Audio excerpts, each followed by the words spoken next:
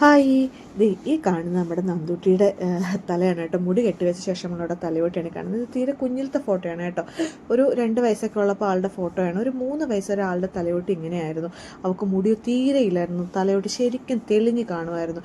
അതിൽ നിന്നൊക്കെ മാറ്റമുണ്ടായി. അവൾക്ക് മുടിക്ക് നല്ല തിക്ക് വെച്ച് ഉള്ളൊക്കെ വെച്ച് വരുന്നുണ്ട്. നമ്മൾ ഒത്തിരി ലെങ്ത്തിൽ ഹെയർ വളർത്താറില്ല, ക്രോപ്പ് ചെയ്തിടും. ഇപ്പം നോക്കി നല്ലൊരു മുടിക്ക് നല്ലൊരു സ്ട്രക്ചറായിട്ടുണ്ട്. അതുപോലെ തന്നെ എൻ്റെ മുടിക്കും ഒട്ടും ഉള്ളും ഉണ്ടായിരുന്നില്ല, നീളവും ഉണ്ടായിരുന്നില്ല കേട്ടോ. എന്തൊക്കെ കാണിച്ചിട്ടും നീളം ഷോൾഡറിന് താഴത്തോട്ട് പോകുന്നുണ്ടായിരുന്നില്ല. ഒരുപാട് ഓയിലും കാര്യങ്ങളൊക്കെ നമ്മൾ പരീക്ഷിച്ചെങ്കിലും ഒന്നും ഫലവത്തായില്ല. അങ്ങനെ കിട്ടിയ ഒരു ഓയിലാണ് അവസാനം ഞാൻ തയ്യാറാക്കിയെടുത്തൊരു ഓയിൽ നിന്നാണ് എൻ്റെ മുടിക്ക് ഇത്രയും മാറ്റം ഉണ്ടായത് കേട്ടോ. ആ ഓയിലാണ് നിങ്ങളെ പരിചയപ്പെടുത്തുന്നത്. കാരണം എനിക്കുണ്ടായ മാറ്റത്തിൽ നിന്നല്ല നിങ്ങളോട് എനിക്ക് പറയാൻ സാധിക്കുകയുള്ളൂ. അപ്പോൾ ആ ഒരു എണ്ണയാണ് ഞാൻ നിങ്ങൾക്കായിട്ട് പരിചയപ്പെടുത്തുന്നത്. ആദ്യം വേണ്ടത് 3 ചേരുവ ഇതിനായിട്ട് വേണ്ടതുള്ളൂ. കറ്റാർവാഴ, കറിവേപ്പില, അതുപോലെ തന്നെ ഉലുവ. അപ്പോൾ ഞാൻ എൻ്റെ വീട്ടിൽ കറ്റാർവാഴ അത്യാവശ്യം ഉണ്ടായിരുന്നു. ഇപ്പം ഞാൻ ഒരുപാട് ഓയിൽ ഉണ്ടാക്കുന്നില്ല, അത്യാവശ്യം യൂസേജിനുള്ള ഓയിൽ മാത്രമേ ഞാൻ ഉണ്ടാക്കുന്നുള്ളൂ. അതിന് വേണ്ടിയിട്ട് എൻ്റെ പറമ്പിൽ തന്നെ ഞാൻ അത് നട്ട് വളർത്തിയിരുന്ന അലോവേര കുറച്ച് കട്ട് ചെയ്തെടുത്തു. പിന്നീട് കറിവേപ്പില, നല്ല കറിവേപ്പില ആയിരിക്കണം. നമ്മുടെ വീട്ടിലുണ്ടായ കറിവേപ്പിലയാണ് അത്രയും നല്ലത്. കടയിൽ നിന്ന് വാങ്ങിയിട്ടുള്ള കറിവേപ്പിലയാണെങ്കിൽ കുറച്ച് നേരം അത് വെള്ളത്തിലിട്ട് അതിലെ ആ ഒരു വിഷാംശമൊക്കെ പോയെന്ന് ഉറപ്പാക്കിയ ശേഷം അതൊന്ന് തുടച്ച് അതിൻ്റെ ആ വെള്ളമൊക്കെ ഒന്ന് വറ്റിയിട്ടൊക്കെ നമ്മൾ എടുക്കുക. ഈ കറ്റാർവാഴ എന്നത് നമ്മുടെ മുടിക്ക് ഒരുപാട് സഹായമാകുന്നൊരു സംഭവം തന്നെയാണ് കേട്ടോ. അത് മുടി വളർച്ച ഒരുപാട് പ്രോത്സാഹിപ്പിക്കുന്നു. കറ്റാർവാഴ ജെല്ല് രോമഗ്രന്ഥികളെ ഉത്തേജിപ്പിച്ച് മുടിയുടെ വളർച്ചയെ പ്രോത്സാഹിപ്പിക്കുന്നു. അതുപോലെ തന്നെ തലയോട്ടിയിൽ ഇത് പതിവായി മസാജ് ചെയ്യുകയാണെങ്കിൽ മുടിയുടെ മൊത്തത്തിലുള്ള മാറ്റം നമുക്ക് ശരിക്കും മനസ്സിലാക്കാൻ സാധിക്കും. അതുപോലെ തന്നെ താരനും തലയോട്ടിയിലെ ചൊറിച്ചിൽ കുറയ്ക്കാനും ഒക്കെ ഈ കറ്റാർവാഴ നമുക്ക് ഒരുപാട് ഗുണം ചെയ്യുന്ന ഒരു കാര്യമാണ് കേട്ടോ.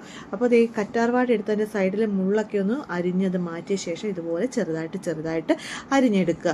ഇനി നമുക്ക് വേണ്ടത് കറിവേപ്പില തണ്ടാണ്. കാൽസ്യം, ഇരുമ്പ്, ഫോസ്ഫറസ് തുടങ്ങിയ പോഷകങ്ങൾ മുടിക്ക് ആവശ്യമായ പോഷണം നൽകുന്നു. കറിവേപ്പിലയ്ക്ക് ഫംഗസ്, ബാക്ടീരിയ അണുബാധകൾക്കെതിരെ പോരാടാനും ചികിത്സിക്കാനും കഴിവുള്ളതാണ്. കറിവേപ്പിലയുടെ anti fungal, anti bacterial, anti inflammatory ഗുണങ്ങൾ ആരോഗ്യകരമായ തലയോട്ടിക്ക് സഹായിക്കുന്നു. അതുകൊണ്ട് തന്നെ ഇത് മുടി വളരുന്നതിന് വളരെ ഗുണകരമായിട്ടുള്ള ഒരു സംഭവം തന്നെയാണ് കേട്ടോ.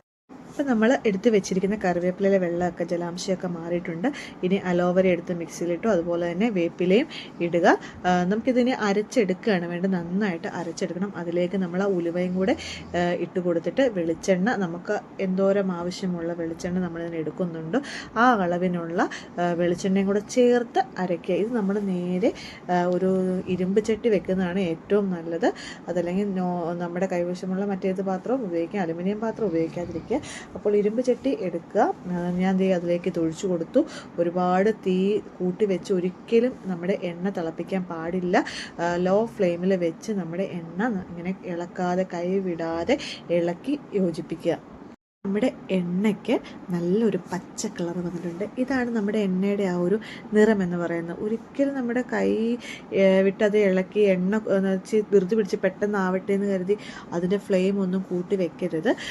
ഇതുപോലെ ചെറിയ തീയിലിട്ട് ഇളക്കി കൊടുക്കുന്ന നോക്കി നല്ലൊരു പച്ച കളറാണ് കേട്ടോ. അപ്പോൾ അതിങ്ങനെ ഇളക്കി കൊടുക്കുക.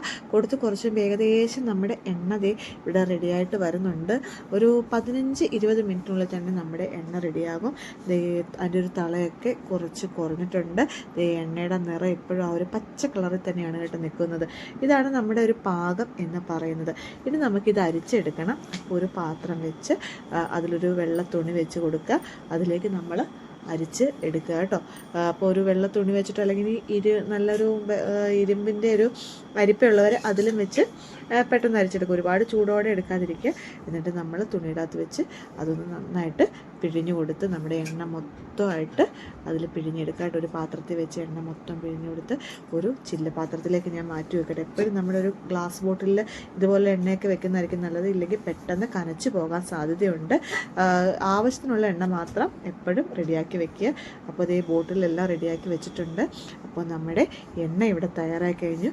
ഈ എണ്ണ നല്ല ഗുണമുള്ള എണ്ണയാണ്. ഞാൻ മുടി തേച്ച ശേഷമാണ് നിങ്ങളോട് പറയുന്നത്. അതിൻ്റെ തെളിവ് ഞാൻ നിങ്ങളെ കാണിച്ചിട്ടുണ്ട്. അപ്പോൾ എല്ലാവരും ഈ എണ്ണ ട്രൈ ചെയ്യുക.